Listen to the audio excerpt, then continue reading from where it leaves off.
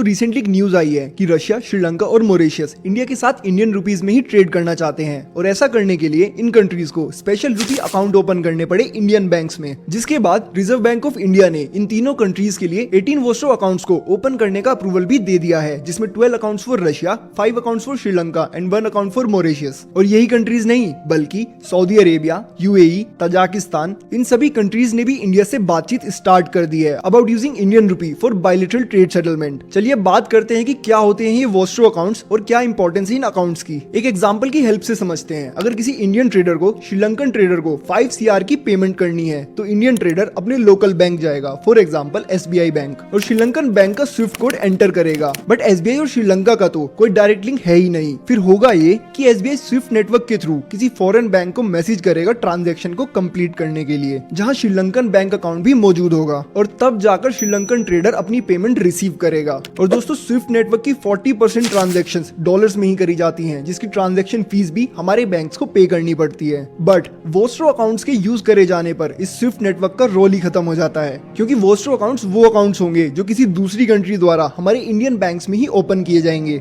जिसकी मदद से श्रीलंकन बैंक अकाउंट्स भी इंडियन बैंक्स में ही ओपन करे जाएंगे और हम डायरेक्ट इंडियन रुपीस में ही पेमेंट भी कर सकेंगे बिना किसी ट्रांजैक्शन